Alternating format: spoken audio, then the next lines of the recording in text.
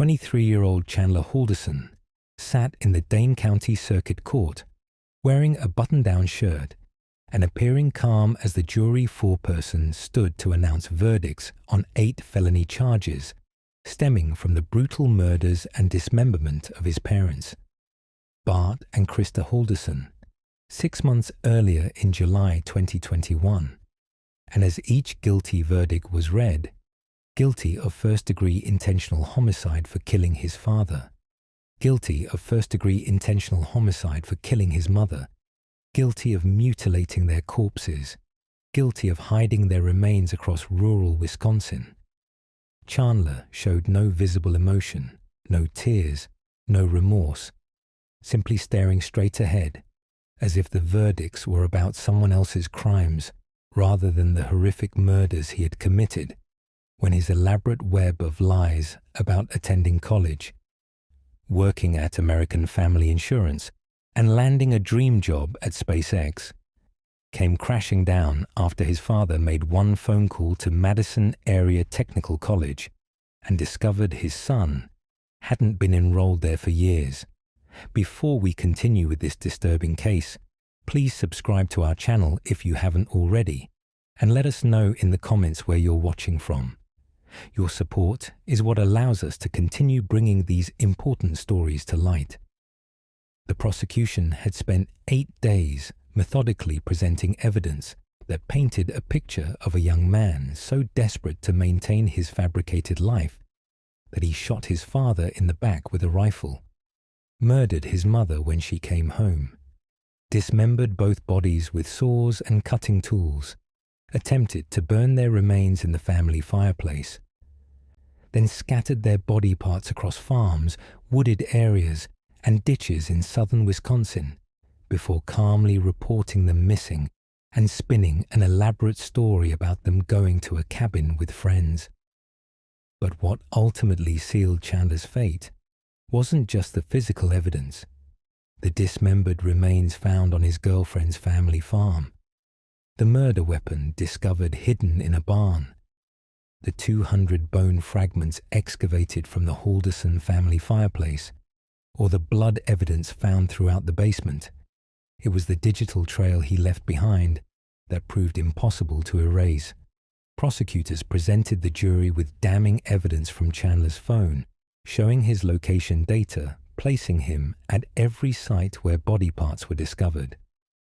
A Notes app entry created the evening of the murders listing cleanup supplies, including hydrogen peroxide, lemon, clean floor, and most devastatingly, the elaborate electronic deception he had constructed over years to fool his parents, including fake emails created using burner phones to impersonate college administrators, fabricated job offer letters, and a completely fictitious life that existed only in digital documents he had painstakingly created. The jury deliberated for just 2 hours before convicting Chandler Halderson on all 8 counts, and on March 17, 2022, Judge John Hyland sentenced him to life in prison without the possibility of parole, telling him, "You chose to take the coward's way out by killing the 2 people who brought you into this world." This is the story of how one young man's pathological lying destroyed his family, how a father's simple phone call to verify his son's college enrollment set in motion a double homicide, and how the digital evidence, the search histories, location data, fake emails, and electronic breadcrumbs that Chandler thought he had covered up, became the prosecution's most powerful weapons in proving that this wasn't a tragic accident or a crime of passion, but a carefully planned execution of the 2 people who loved him most. Chandler Michael Halderson was born on March 15, 1998, in Wisconsin, to Bart and Christa Halderson, a middle-class couple who would dedicate their lives to giving their son every opportunity for success. Bart Halderson worked as an accountant, a detail-oriented professional who believed in honesty, hard work, and financial responsibility. Christa Halderson worked in healthcare and was known by friends and family as warm, caring, and devoted to her only child. The Haldersons lived in Windsor, Wisconsin, a suburb of Madison, in a comfortable single-family home where they raised Chandler with love, support, and high expectations. By all outward appearances, Chandler had a normal, privileged childhood. He attended local schools, participated in Boy Scouts, eventually earning the rank of Eagle Scout, the highest achievement in scouting that requires years of dedication and leadership, and seemed like a typical suburban kid, growing up in a stable, supportive environment. Friends and neighbors who knew the family described Bart and Christa as devoted parents who attended Chandler's school events, supported his interests, and provided him with opportunities many children never receive. But beneath this surface of normalcy, warning signs emerged during Chandler's teenage years that something was different about him. Teachers noted that while Chandler was intelligent and capable of doing well academically, he had a troubling tendency to lie about completing assignments, to fabricate excuses for missed deadlines, and to create elaborate stories to explain away his failures. These weren't typical teenage lies, white lies, or exaggerations, but complex, detailed fabrications that suggested a pattern of pathological dishonesty. One particularly telling incident occurred during his senior year of high school, when Chandler told his parents and teachers he had been accepted to several prestigious universities. He showed his parents acceptance letters on official-looking letterhead, discussed scholarship offers, and made plans to visit campuses. His parents were proud and began preparing for his departure to college. But as graduation approached, the truth emerged. There were no college acceptances, no scholarship offers, no university visits. Chandler had fabricated everything, creating fake acceptance letters on his computer and maintaining the deception for months. When confronted, Chandler initially denied lying, then, when presented with proof, claimed it was all a misunderstanding, and finally admitted the truth but showed little remorse or understanding of why what he had done was wrong. This incident should have been a massive red flag, a clear indication that Chandler had a serious problem with lying and reality testing. But like many loving parents who desperately want to believe the best about their children, Bart and Christa rationalized the incident as teenage immaturity, perhaps a misguided attempt to please them or live up to their expectations. They decided not to dwell on it, instead focusing on helping Chandler find a path forward. After graduating high school in 2016, Chandler enrolled at Madison Area Technical College, MATC, a 2-year community college where he could complete general education requirements before potentially transferring to a 4-year university. For the first year or so, Chandler appeared to be attending classes and making progress. He would leave the house each morning with a backpack, return home in the afternoon, talk about his classes and professors, and show his parents assignments he claimed to be working on. Bart and Christa, trusting their son and wanting to give him space to mature, didn't closely monitor his college progress or contact the school to verify his enrollment. This trust would prove to be a fatal mistake. What Bart and Christa didn't know was that Chandler had stopped attending MATC after the first year, possibly earlier. He wasn't going to classes, wasn't completing coursework, wasn't enrolled at all. Instead, Chandler spent his days playing video games at home when his parents were at work, hanging out with his girlfriend Catherine Cat Melander, or simply killing time at coffee shops and libraries. He had created a completely fictional version of his life, and he maintained this fiction through an elaborate system of lies and forgeries that became increasingly complex over time. To deceive his parents about his college attendance, Chandler created fake emails purporting to be from MATC administrators and professors. He would show these emails to Bart and Christa when they asked about his progress, using them as proof that he was enrolled, attending classes, and doing well. The emails discussed course schedules, grades, and academic planning, all fabricated by Chandler using email accounts he had created specifically for this purpose. When Bart or Christa expressed concern or asked questions, Chandler would produce additional fake emails providing whatever reassurance or explanation was needed. But Chandler's deception went beyond just college. Around 2019-2020, he began telling his parents he'd gotten a job at American Family Insurance, a major insurance company with offices in Madison. He would leave the house in the morning dressed in business casual attire, return home at normal work hours, discuss his job responsibilities, talk about co-workers, and even show his parents what appeared to be pay stubs. In reality, Chandler had no job at American Family Insurance or anywhere else. He wasn't earning any income.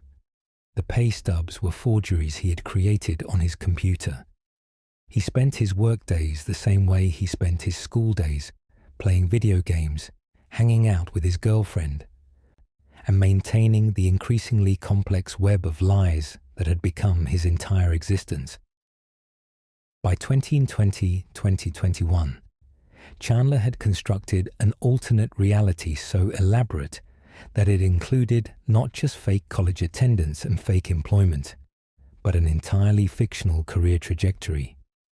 He told his parents he was about to graduate from MATC with honors, that he had been offered a prestigious position at SpaceX, Elon Musk's aerospace company, in Florida, and that he and his girlfriend Kat would be relocating to Titusville, Florida, where SpaceX has a facility, for this dream job. He showed his parents what appeared to be official job offer letters from SpaceX, discussed salary and benefits, made plans for the move, and talked excitedly about his future in the aerospace industry. None of it was real. Chandler hadn't graduated from Mach. He hadn't attended in years. He had no job offer from SpaceX. He had never even applied. The offer letters were forgeries. The entire future he described to his parents was a fantasy he had constructed, and he had become so committed to this fantasy that he appeared to believe it himself. Psychological experts would later suggest that Chandler might have been experiencing a break from reality, unable to distinguish between the life he had fabricated and actual events, though this theory was rejected by prosecutors who argued his meticulous planning proved he knew exactly what he was doing. By late June 2021, Chandler Halderson's elaborate deception had been maintained for approximately 3 to 4 years, and he had become increasingly trapped by his own lies. The problem with constructing a fictional life is that eventually, reality demands proof. Bart and Christa, proud that their son was about to graduate college and move to Florida for a prestigious job, began asking practical questions that Chandler couldn't answer with more fabrications. Where exactly was the SpaceX facility in Florida? When would they be moving? What was the salary? Could they see the official offer letter? What about health insurance and benefits? These were normal parental questions, but for Chandler, each question represented a potential crack in the facade he had built. More problematically, Bart began raising concerns about Chandler's finances. If Chandler was working at American Family Insurance and about to move to Florida, why wasn't he contributing to household expenses? Why wasn't he saving money for the move? Where were his paychecks being deposited? Bart, an accountant accustomed to tracking money and verifying financial information, became suspicious that Chandler's financial situation didn't align with someone who supposedly had steady employment and a lucrative job offer waiting. In late June 2021, Bart told Chandler that he needed to start paying rent if he was going to continue living at home, or he needed to provide proof of his employment and income. This demand created a crisis for Chandler. He had no income to contribute and no legitimate way to prove employment because his employment was fictitious. Chandler tried to deflect, making excuses about waiting for direct deposit to be set up or claiming he was saving money for the Florida move. But Bart was no longer accepting vague explanations. He wanted documentation, proof, verification. On June 30th, 2021, Bart decided to verify Chandler's college enrollment status himself. He called Madison Area Technical College and asked to speak with someone who could confirm his son's current enrollment and expected graduation date. What Bart learned during that phone call shattered his trust in his son completely. Chandler Halderson was not currently enrolled at MATC, had not been enrolled for years, and would not be graduating. The administrator Bart spoke with checked their records multiple times to be certain, but the answer was definitive. Chandler was not and had not been a student there. Bart was devastated. His son had been lying to him and Christa for years, deceiving them on a daily basis, creating fake emails and documents, fabricating an entire life. Everything Chandler had told them about college, about his job, about SpaceX, all of it was lies. Bart confronted Chandler that evening, demanding an explanation. Chandler initially tried to continue the deception, claiming there must be some administrative error, insisting he was enrolled and showing Bart the fake emails he had created. But when Bart pressed him on specific details and mentioned the phone number from one of the official MATC emails that Chandler had provided, Chandler's story began to fall apart. The phone number in the email, which was supposed to connect to an MATC administrator, was actually connected to a burner phone that Chandler himself owned. Bart realized that the emails his son had been showing him weren't from the college at all. They were fakes Chandler had created, using burner phones to impersonate school officials when his parents tried to verify information. The level of deception was staggering, pathological, and inexplicable. Bart told Chandler that on Thursday, July the 1st, they would be driving to MATC together to meet with administrators and sort out exactly what was going on. This meeting, scheduled for approximately 2 p.m. on July the 1st, would force Chandler to confront reality. His parents would learn definitively that he had been lying for years, that he had no college degree, no job, no SpaceX offer, no future except the one built on lies. For someone who had invested years in constructing and maintaining a false reality, this meeting represented the complete collapse of everything he had built. Faced with this impending exposure, Chandler made a choice that would destroy his family forever. Rather than confess the truth, face the consequences of his lies, and deal with his parents' disappointment and anger, Chandler decided to eliminate the problem by eliminating his parents. At some point on June 30th, or the morning of July the 1st, 2021, Chandler Halderson made the decision to murder Bart and Christa. The morning of July the 1st, 2021, began like any other day in the Halderson household. Christa left for work at her healthcare job, planning to return home around noon. Bart, who was working from home that day, as he often did, remained in the house with Chandler. Around 11:00 a.m., Bart was working at his computer in the home office, preparing for the 2:00 p.m. meeting at MAC, possibly composing questions he wanted to ask the administrators or gathering documents related to Chandler's supposed enrollment. Chandler retrieved a rifle from his room, an SKS semi-automatic rifle that had been given to him by an online acquaintance. a weapon Chandler had kept in his bedroom without his parents' knowledge.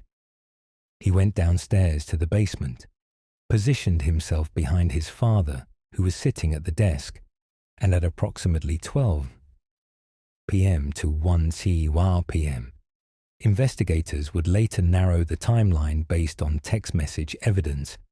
Chandler shot Bart in the back. The bullet entered Bart's back, traveled through his torso, and caused immediate catastrophic injuries that would have rendered him unable to fight back or call for help. Bart Halderson, a 50-year-old accountant who had dedicated his life to providing for his family, died in his own home, murdered by the son he had loved and supported for 23 years. At approximately 1:40 p.m., Christa Halderson returned home from work earlier than usual, possibly having cut her shift short or taken a lunch break. When she entered the house, she found Chandler, possibly covered in blood, possibly in the process of dealing with Bart's body, or perhaps Chandler had already moved Bart's body to another location and was cleaning up evidence. What happened next can only be inferred from physical evidence and Chandler's actions, but investigators believe Chandler killed Christa shortly after she arrived home, before she could process what had happened or call for help. The medical examiner was unable to determine Christa's exact cause of death because the only remains recovered were her severed legs. Her torso, head, and arms were never found, making it impossible to identify whether she had been shot, stabbed, strangled, or killed by some other means. With both parents dead, Chandler began the process of disposing of their bodies, a task that would occupy him for the next several days, and that would involve a level of planning and callousness that shocked investigators and jurors when the details emerged at trial. Chandler's plan was to dismember both bodies to make them easier to transport and dispose of, scatter the remains across multiple locations to make identification and discovery less likely, and destroy any evidence connecting him to the murders. Chandler began by attempting to burn the bodies in the Halderson family fireplace. He dragged Bart and Christa's bodies to the fireplace in the living room and built an extremely hot fire, attempting to cremate them. This effort was partially successful. Forensic experts would later excavate the fireplace and discover over 200 human bone fragments, small pieces of skull, teeth, and other remains that had been burned but not completely destroyed. A neighbor's security camera captured a strange flickering light coming from the Halderson home's windows on the evening of July the 1st, consistent with an unusually large and hot fire burning in the fireplace. But cremating 2 adult bodies in a residential fireplace is virtually impossible without specialized equipment. The fire would have produced intense heat and significant smoke, and while some remains were incinerated, much of both bodies survived the burning attempt. Chandler realized he needed a different disposal method. On July 2nd, 2021, Chandler borrowed tools from the family garage: saws, cutting implements, scissors, bolt cutters, and began the horrific process of dismembering his parents' partially burned bodies. The medical examiner's testimony at trial described this dismemberment in clinical detail. Bart's body was cut into multiple pieces, with his torso being the largest section recovered. Christa's body was similarly dismembered, though fewer of her remains were ultimately found. This process would have taken hours and required significant physical effort and a complete lack of empathy or emotional connection to the fact that he was cutting apart the bodies of his mother and father. Over the next several days, July the 2nd through July 6th, Chandler systematically disposed of his parents' remains across southern Wisconsin. He placed Bart's torso, still partially clothed, in a black garbage bag and drove to a farm property in Cottage Grove, Wisconsin, approximately 20 miles from the Halderson home. This farm belonged to the family of Chandler's girlfriend, Kat Melander, and Chandler had access to the property because he frequently visited Kat there. Chandler carried the bag containing his father's torso into a wooded area at the edge of the farm's field and left it there, covering it with brush and leaves. He also disposed of cutting tools, tarp stained with his parents' blood, and other evidence in metal drums on the property. A crucial piece of evidence that would later help convict Chandler came from a witness who lived near the Melander farm. On July 5, 2021, this witness observed a vehicle matching Chandler's car backing up near the wooded area of the property. She watched as a young man matching Chandler's description walked from the wooded area back to the car, found his behavior unusual enough to remember the incident, and later reported it to police. This witness testimony, combined with Chandler's cell phone location data, placing him at the farm during the window when Bart's torso was likely deposited, became critical evidence at trial.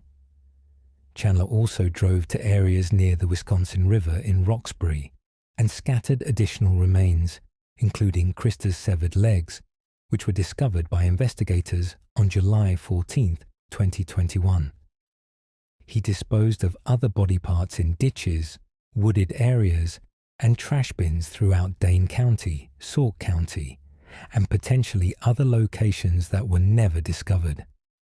Most of Christa's body, her torso, head, and arms, has never been recovered, and it remains unknown whether Chandler successfully destroyed these remains through burning or disposed of them in a location where they will never be found. On the evening of July 1st, 2021, just hours after murdering his parents, Chandler Halderson created a note on his iPhone's Notes app that would become one of the most damning pieces of evidence against him at trial. The note contained a list of items and tasks: hydrogen peroxide, lemon, clean floor, and get a job. This simple list, preserved in the digital record of his phone and recovered by investigators, provided a chilling window into Chandler's mindset immediately after the murders. Hydrogen peroxide and lemon are both commonly used for cleaning bloodstains. Clean floor directly referenced the cleanup he needed to perform in the basement where blood evidence from the murders had spilled, and get a job, darkly ironic given that his fake employment was part of what had led to his parents' discovery of his lies, suggested Chandler was already thinking about how to maintain his facade after his parents were gone. While Chandler was disposing of his parents' remains over those first days of July, he maintained a completely normal outward appearance to everyone around him. He continued texting with his girlfriend Kat, telling her everything was fine, making plans to see her, acting as if nothing unusual had happened. He responded to text messages from family members asking about his parents, claiming they were at their cabin in northern Wisconsin or busy with work. He continued his daily routines, playing video games, browsing the internet, spending time with Kat, giving no outward sign that he had just committed double homicide and was in the process of dismembering and disposing of his parents' bodies. This ability to compartmentalize and maintain a normal facade while simultaneously engaging in horrific criminal activity would become a point of significant discussion at trial.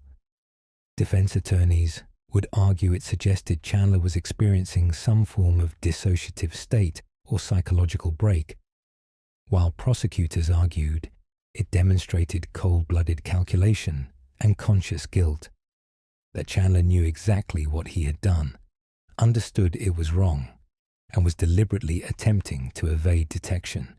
By July 7, 2021, nearly a week after the murders, family members and Bart's employer began expressing serious concern about Bart and Christa's whereabouts.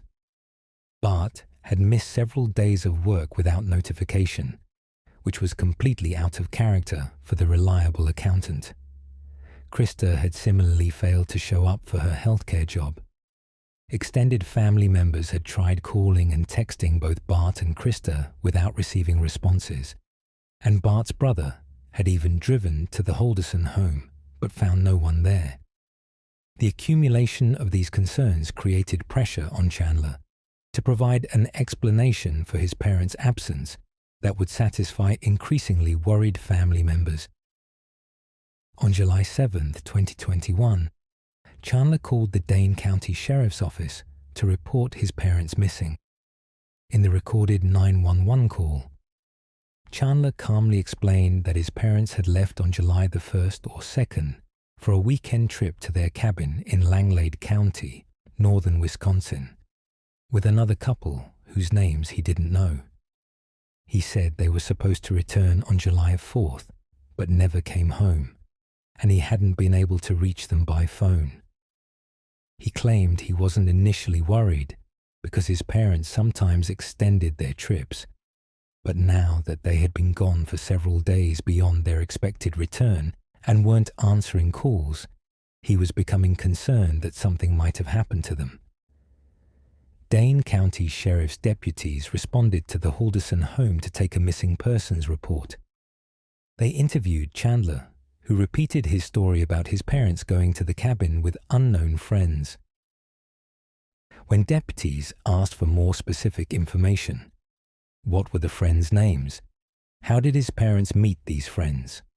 What vehicle were they driving? Exactly when did they leave? Chandler's answers were vague and inconsistent. He claimed not to know the friends' names, said his parents had met them recently, wasn't sure about the vehicle, and gave conflicting statements about when exactly they had departed. Deputies conducting the initial investigation immediately noticed red flags. Bart and Christa's personal vehicles were both in the garage, which seemed unusual if they had driven to their cabin.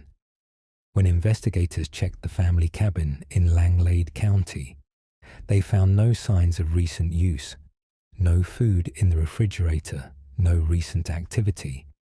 The cabin appeared to have been unoccupied for weeks or months. Family members told investigators that Bart and Christa were frugal people who rarely gambled and typically didn't take spontaneous weekend trips with couples they had just met. The story Chandler was telling didn't match their known patterns and personality. On July the 8th, 2021, just one day after Chandler reported his parents missing, the investigation took a dramatic turn. Acting on the tip from the witness who had seen someone matching Chandler's description at the Melander family farm in Cottage Grove on July 5th, investigators obtained a search warrant for the property. What they discovered in a wooded area at the edge of the farm shocked even experienced homicide detectives. A large black garbage bag containing the dismembered torso of an adult male, partially burned, with clothing still attached to some areas. The torso was badly decomposed due to the July heat, but preserved enough for medical examiners to determine the victim had suffered a gunshot wound. Nearby, investigators found a metal oil drum containing cutting implements including scissors, saw blades, bolt cutters, and a tarp with extensive bloodstains. Preliminary testing of the blood revealed it belonged to two different individuals, consistent with two victims. A more extensive search of the farm property revealed additional evidence, including a rifle, an SKS semi-automatic rifle, hidden in a barn. This rifle was later forensically matched to Chandler through serial numbers and determined to be the weapon that had killed the male victim. The body parts discovered on July the 8th were transported to the Dane County Medical Examiner's Office, where Dr. Vincent Tranchida, the chief medical examiner, performed an autopsy. Despite the decomposition and dismemberment, Dr. Tranchida was able to identify the remains through dental records as Bart Halderson. The autopsy revealed Bart had been shot in the back, the bullet traveling through his spine and vital organs, causing death that would have been rapid though perhaps not instantaneous. The dismemberment, Dr. Tranchida testified, occurred after death using saws and other cutting instruments. The cut marks on bones showed characteristics consistent with being made by tools found at the farm. On the evening of July the 8th, 2021, Chandler Halderson was arrested at his girlfriend Kat's home where he had been staying. Dane County Sheriff Calvin Barrett held a press conference announcing that Chandler had been charged with first-degree intentional homicide, mutilating a corpse, and hiding a corpse in connection with his father's death. At that point, Christa's remains had not yet been found, but Sheriff Barrett indicated the investigation was ongoing and additional charges were likely. The next several days saw an intense search effort across southern Wisconsin as investigators tried to locate Christa's remains and any additional evidence. They searched the Halderson family home, where they discovered the shell casing in the basement that matched the rifle found at the farm, extensive blood evidence in the basement that had been partially cleaned but was still visible under luminol testing, and the fireplace full of human bone fragments. They searched areas around the Wisconsin River near Roxbury. After Chandler's cell phone location, data showed he had been in that area multiple times in early July. They searched ditches, woods, trash bins, and other locations where Chandler's phone records indicated he had traveled during the week after the murders.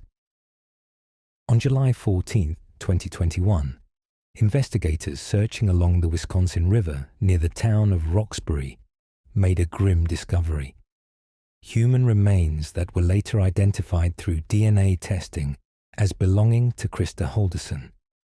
The remains consisted only of Christa's severed legs from approximately mid-thigh downward. No other body parts were located despite extensive searches.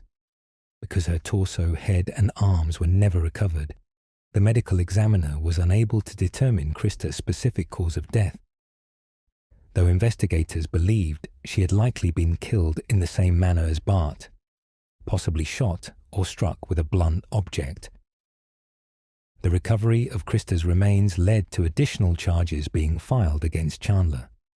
On July 15, 2021, he was formally charged with a second count of first-degree intentional homicide, additional counts of mutilating and hiding corpses, and providing false information on a missing persons investigation. The evidence against him was already overwhelming. Physical evidence linking him to the disposal sites, forensic evidence from his home, the murder weapon, and the remains themselves. But what would ultimately seal his fate was the massive amount of digital evidence that investigators were simultaneously uncovering. The digital investigation into Chandler Halderson's electronic devices and online activities revealed a comprehensive trail of evidence that not only proved his guilt, but also provided insights into his motivation and planning. Investigators obtained warrants to search Chandler's iPhone, laptop, desktop computer, and any online accounts they could identify. What they discovered was a years-long pattern of deception, and in the days immediately before and after the murders, a trail of digital breadcrumbs that documented his movements and actions with precision. The fake email accounts Chandler had created to impersonate MATC administrators were preserved on email servers, allowing investigators to see the complete correspondence he had fabricated to deceive his parents.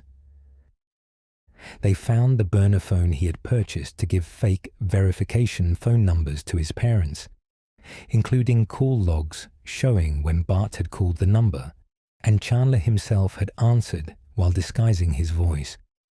They found the fabricated SpaceX job offer letters on his computer, complete with forged signatures and company letterhead that Chandler had painstakingly created using graphic design software. Most damningly, investigators extracted complete location data from Chandler's iPhone, showing everywhere he had traveled in early July 2021. This location data, which iPhones automatically record and store, placed Chandler at the Cottage Grove farm where Bart's torso was found, at the Wisconsin River area where Christa's legs were discovered, and at various other locations where investigators believed additional remains had been disposed of but never recovered. The location data was time-stamped with precision, allowing prosecutors to create a minute-by-minute timeline of Chandler's movements during the critical days after the murders.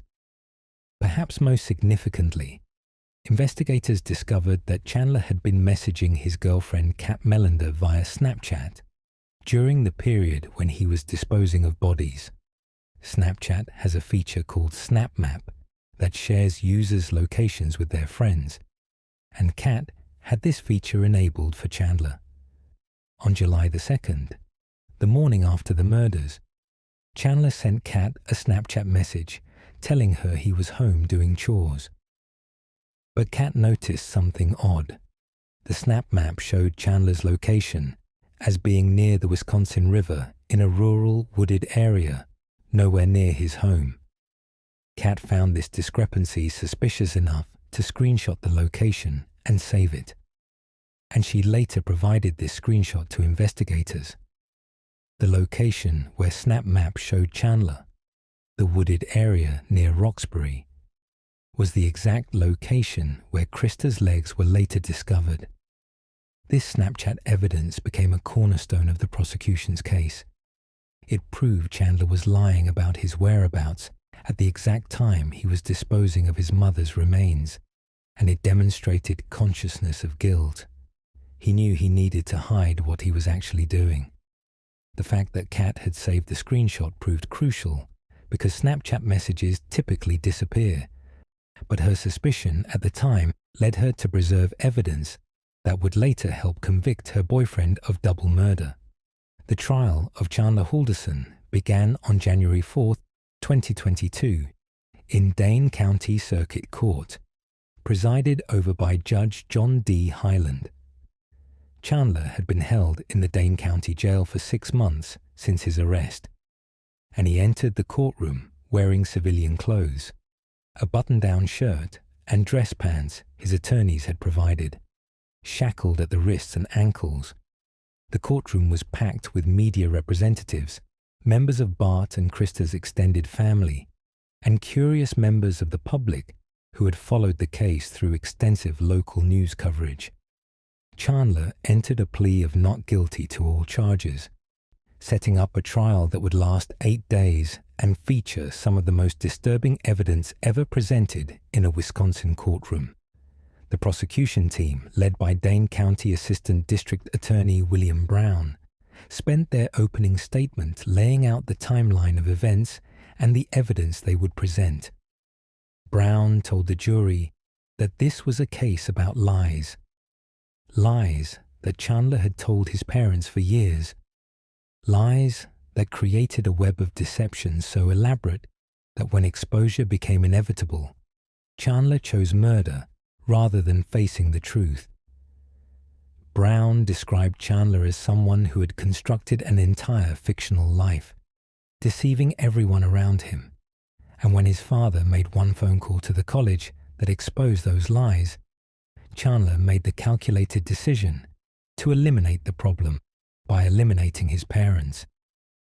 Brown outlined the physical evidence the jury would see: Bart's dismembered torso, Christa's severed legs, the SKS rifle, the cutting tools, the remains in the fireplace, the blood evidence in the basement. But he emphasized that the most powerful evidence would be digital: the location data, the Snapchat records, the Notes app list, the fake emails, the burner phone, the comprehensive electronic trail that proved beyond any doubt that Chandler Halderson had murdered his parents and spent days disposing of their bodies across Wisconsin. The defense team, led by attorney Catherine Dahl, faced an almost impossible task: the evidence against Chandler was overwhelming, and they had no plausible alternative theory of what happened to Bart and Christa. Dahl's opening statement focused on humanizing Chandler, describing him as just a regular kid who liked video games, had a girlfriend, and had never been in trouble before. She suggested that while Chandler may have been present when his parents died, the prosecution couldn't prove beyond reasonable doubt that he was the one who killed them. Perhaps someone else had been involved. Perhaps there were circumstances the prosecution wasn't revealing. It was a weak argument, but it was the only argument available given the evidence. The prosecution's case unfolded over 5 days and featured testimony from dozens of witnesses, including medical examiners, forensic experts, law enforcement officers, and members of Bart and Christa's family. Dr. Vincent Tranchida, the medical examiner, testified about Bart's autopsy, describing the gunshot wound that killed him and the extensive dismemberment that occurred post-mortem. Dr. Tranchida showed the jury photographs of Bart's remains, images so disturbing that several jurors visibly recoiled, and Judge Hyland warned spectators that anyone who couldn't handle the graphic nature of the evidence should leave the courtroom. Forensic experts testified about the blood evidence found in the Halderson basement. Using luminol testing, investigators had discovered extensive blood spatter and pooling patterns consistent with someone having been shot or suffering catastrophic injuries in that location. The blood had been partially cleaned, consistent with Chandler's notes app list including clean floor, but luminol revealed the telltale blue glow indicating blood presence even after cleanup attempts. DNA testing confirmed the blood belonged to both Bart and Christa, proving both parents had been killed in the family home. The fireplace evidence was equally damning. Forensic anthropologist Dr. John Pless testified about excavating the Halderson family fireplace and recovering over 200 fragments of human bone, teeth, and other remains. Some fragments were so small they required microscopic analysis, but DNA testing confirmed they belonged to both Bart and Christa.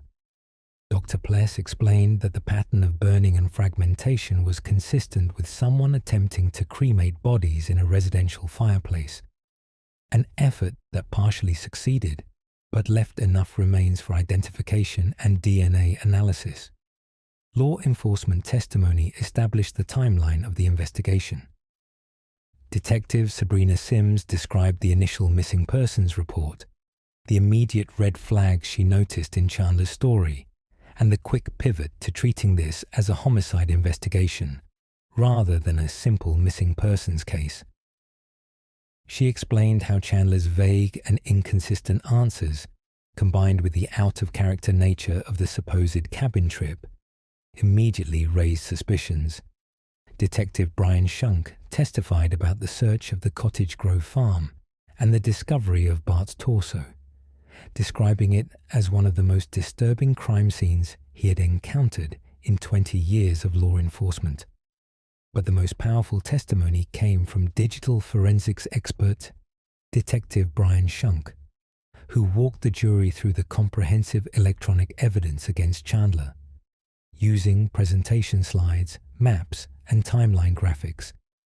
Shunk showed the jury exactly where Chandler's phone had been every hour of every day from July the 1st through July 8th.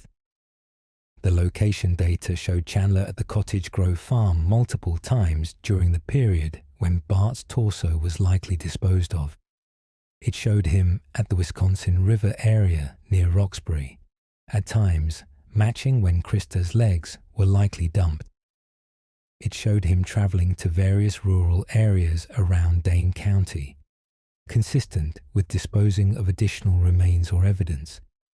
Detective Shunk also presented the Snapchat evidence, showing the jury the screenshot Kat Melander had saved on July the 2nd, showing Chandler's location at the Wisconsin River, a location he had lied about, claiming to be home, at the exact spot where Christa's legs would later be found. This piece of evidence was particularly powerful because it came not from law enforcement investigation, but from Chandler's own girlfriend, who had noticed his lie in real time and preserved the evidence before she even knew his parents were dead. The notes app list created on the evening of July the 1st was displayed on screens throughout the courtroom. Jurors could see in Chandler's own digital handwriting the list: hydrogen peroxide, lemon, clean floor, get a job. Prosecutor Brown walked through each item, explaining to the jury what each meant in the context of the murders: cleaning supplies to remove blood evidence, a reminder to clean the basement floor where the killings occurred, and the darkly ironic get a job, suggesting Chandler was already planning his next lies, even as his parents' bodies were in his house. The prosecution also introduced evidence of Chandler's financial motive. While the title of this case references insurance money, the actual financial motive was slightly different, but equally damning. Investigators discovered that Chandler had been researching his parents' life insurance policies in the weeks before the murders, specifically searching for information about whether beneficiaries could collect if the insured died under suspicious circumstances.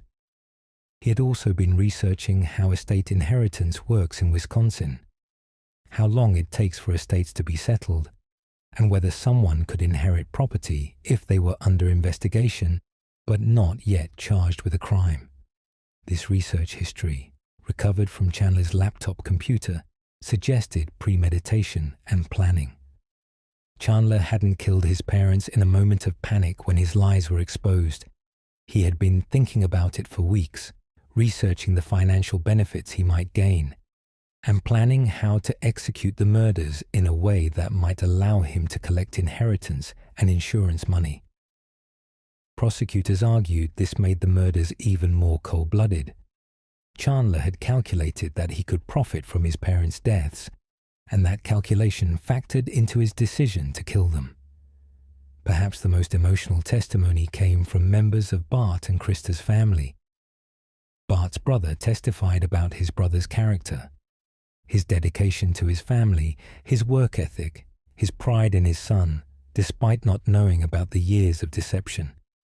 He described receiving the call that Bart's dismembered remains had been found and the incomprehensible horror of learning his brother had been murdered and dismembered by his own son. Christa's family members testified about her warmth, her devotion to Chandler, her excitement about his supposed upcoming graduation and SpaceX job. They described the crushing realization that Chandler had been lying to Christa for years, that her pride in her son's accomplishments had been based entirely on fabrications, and that her love for him had ultimately led to her brutal murder. The defense case was brief, lasting less than 2 days. Catherine Dahl called several character witnesses who testified that Chandler had always been quiet, reserved, and non-violent. They couldn't imagine him committing such horrific crimes.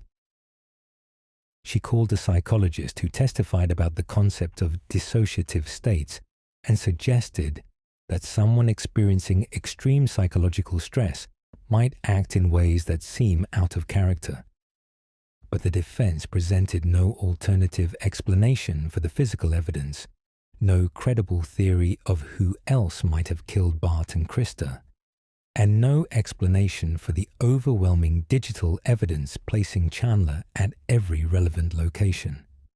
Most significantly, Chandler himself did not testify.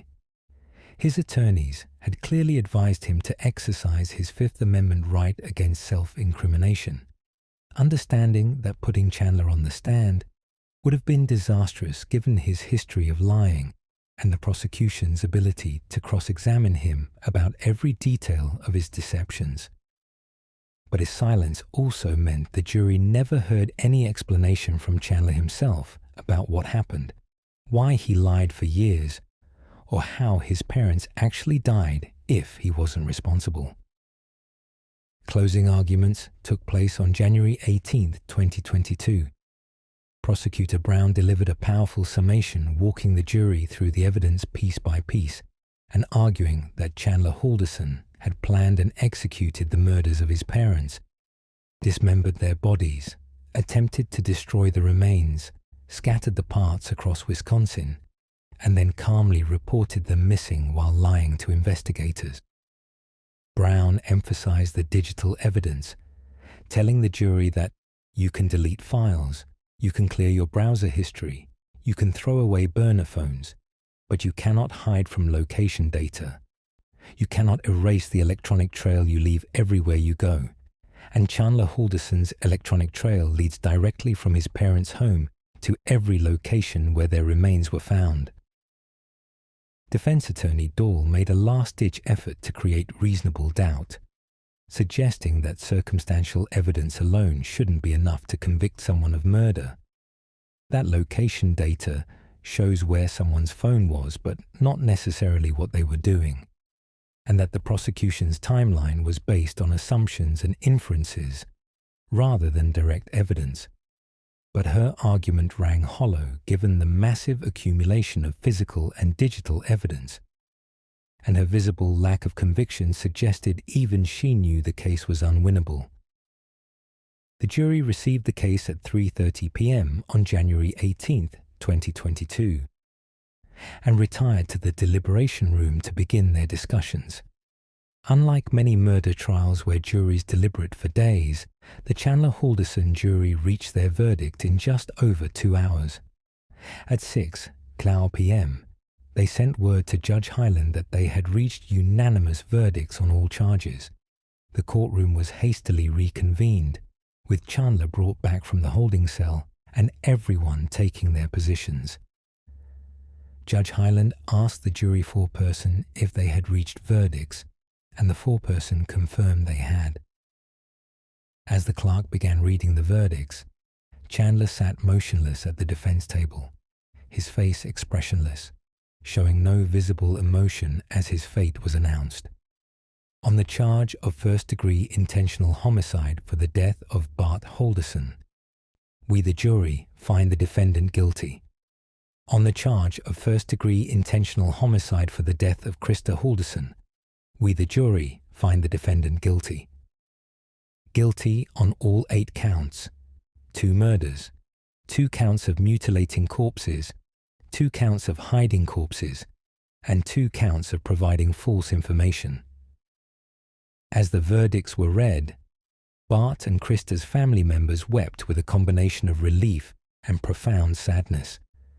Relief that justice had been served, that Chandler would be held accountable, but sadness that no verdict could bring back Bart and Christa, could undo the horrific way they died, or could restore the family that had been destroyed. Chandler himself showed no reaction, no tears, no outburst, simply a blank expression, as if the verdicts were about someone else. The sentencing hearing took place on March 17, 2022.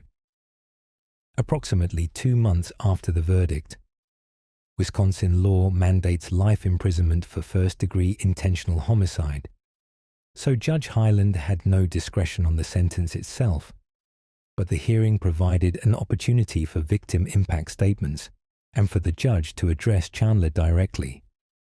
Members of Bart and Christa's family gave emotional statements describing the impact of losing their loved ones to such brutal violence, the trauma of knowing the horrific details of how they died, and the additional pain of knowing that Chandler, whom they had loved as a nephew and cousin, was responsible. Judge Hyland's sentencing statement was forceful and direct. He told Chandler, "You chose to take the coward's way out by killing the 2 people who brought you into this world.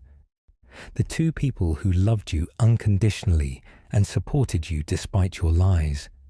Rather than facing the consequences of your deceptions, rather than dealing with your parents' disappointment like an adult, you murdered them, dismembered them, burned their remains in your family fireplace, and scattered their body parts across Wisconsin like garbage. There is no punishment adequate for what you have done. but the law requires me to sentence you to life in prison, and I do so knowing that you will never walk free again. Chandler was formally sentenced to life imprisonment without the possibility of parole on both murder counts, with the sentences to run consecutively, plus additional years for the remaining convictions. He was immediately transported to the Wisconsin Department of Corrections to begin serving his sentence. As of 2025, Chandler Halderson, now 27 years old, is incarcerated at the Columbia Correctional Institution in Portage, Wisconsin, a maximum security facility. He will spend the rest of his life in prison, with no possibility of parole, no possibility of freedom, dying behind bars for murdering the two people who gave him life. The Chandler Halderson case became a cautionary tale about the dangers of pathological lying, the importance of verifying what children tell parents about their lives, and the dark potential that exists in some individuals to commit unspeakable violence when their carefully constructed lies are exposed. It also demonstrated how in the modern digital age, it's nearly impossible to commit crimes and leave no electronic trail. Every phone call, every text message, every GPS location ping, every Snapchat, every Google search, every Note app entry creates a permanent record that can be reconstructed by investigators and used to prove guilt in court. The title of this case, "He Killed His Parents for the Insurance Money." What the jury found in his search history captures the essence of what convicted Chandler Halderson. While the insurance money angle was part of his motive, what truly sealed his fate was the comprehensive digital evidence that investigators extracted from his electronic devices. His search history showing him researching insurance beneficiaries and estate inheritance. His location data placing him at every body disposal site. His notes app list documenting his cleanup plans. His fake emails constructed to deceive his parents. His Snapchat messages lying about his location while dumping his mother's remains. All of this digital evidence created an overwhelming case that even the most skilled defense attorney couldn't overcome. The Halderson case also highlighted the importance of paying attention when young adults exhibit concerning patterns of lying and deception. Chandler's lies about college acceptance in high school should have triggered serious intervention. Therapy, psychological evaluation, intensive supervision, rather than being rationalized as teenage immaturity. His continued lying about college attendance and employment over multiple years should have prompted Bart and Christa to verify his claims, rather than trusting their son. These were not normal lies or exaggerations. They were elaborate, sustained deceptions that suggested serious psychological problems that went untreated until they erupted into violence. For Bart and Christa Halderson, there is no justice, no closure, no happy ending. They died believing their son was about to graduate college and move to Florida for a prestigious job. They died never knowing that virtually everything he had told them for years was false. They died at their son's hands, in their own home, murdered because they dared to verify the truth of his claims. Their bodies were dismembered, burned, scattered across rural Wisconsin like trash. Bart's brother identified his remains from a dismembered torso. Much of Christa's body was never recovered. These are the brutal realities of what Chandler Halderson did to the two people who loved him most. The case stands as a stark reminder that evil sometimes wears the face of a quiet, unremarkable young man who likes video games and has a girlfriend. Chandler Halderson wasn't a monster in appearance. He looked like thousands of other 23-year-olds. But beneath that ordinary exterior was someone capable of shooting his father in the back, murdering his mother, dismembering both their bodies, and disposing of their remains with the same casual detachment most people show when taking out the trash. The digital evidence that convicted him, the searches, the locations, the messages, the notes, provided a window into the mind of someone who calculated that murder was preferable to honesty, that his parents' lives were worth less than preserving his web of lies, and that he could get away with it if he was careful enough to cover his electronic tracks. He wasn't careful enough.